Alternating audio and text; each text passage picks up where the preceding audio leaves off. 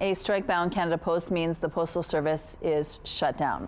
The Canadian Union of Postal Workers declared a nationwide strike last night, just hours after Ottawa announced sweeping changes aimed at shoring up Canada Post finances in response to a decline in letter mail and the Crown Corporation's small share of the parcel market. Joining us now to tell us more about this development and what it means to the future of Canada Post is U of M Labor Studies Assistant Professor Adam King. Good morning, Adam. Good morning. Thanks for joining us. Now, first of all, before we get to details of the strike, let's talk about some of the changes announced yesterday by the federal government. What were they and what does it mean? Well, they were pretty significant. They are announcing an end to home delivery for the remaining 4 million or so households who receive it, lifting the moratorium on closing rural post offices, and a range of other changes that the union was not expecting at all. They indicated that they had no prior warning that these changes were coming. Right in the middle of negotiations, it's been now over a month since they tabled their last offer to management. So this was a huge shock for the union. Now, why is the government bringing these kinds of changes in play? Well, essentially what the government is doing is they're adopting the recommendations that came out of the report from the Industrial Inquiry Commission that was convened in May when the strike was convened when the strike was ended last December, it was. So that report made a series of recommendations that were mostly in line with what Canada Post management wanted and the union was opposed to, of course. And now essentially what's happened is the government has adopted those recommendations.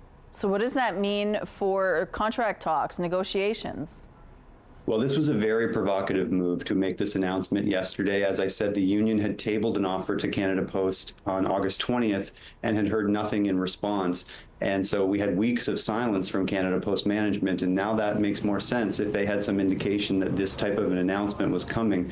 But really what the government has done is really they've handed all the leverage back to Canada Post in these negotiations. The union is in a very tough position now, and so it's no surprise that they called a nationwide strike. In some ways, this was their only option.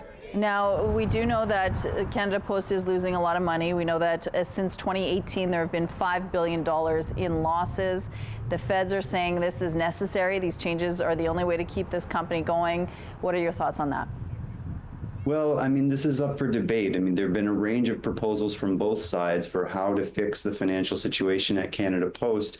And for example, during that commission, the union presented a range of other options that would protect good jobs and keep Canada Post viable, to improve, open new revenue streams, to open postal banking, other options besides these kinds of cuts and service reductions, which in the long run will inevitably mean job losses. And so I think what's happened here really is that the government has sided with management on those questions, and it makes for a very difficult situation for Canada Post workers, and that's why you see picket lines up this morning. And those picket lines, will it just make the situation harder, worse for them? Well, I mean, in some ways they're backed into a corner, and I think escalation at this point was the only option. They've had an overtime ban in place, and then they moved to a flyer ban. These actions didn't seem to sway management in any way, and so I think we were headed towards escalation probably anyways. But with yesterday's announcement, it was all but inevitable. What do you think the future of Canada Post looks like at this point?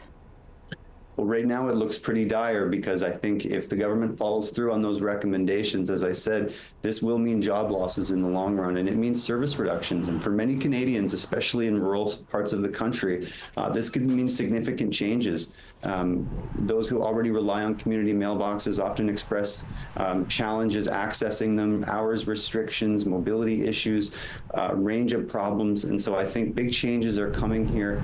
And what you're seeing is the union trying to fight back and preserve those services for Canadians. Adam, thank you so much for your time today. We appreciate it. Thank you.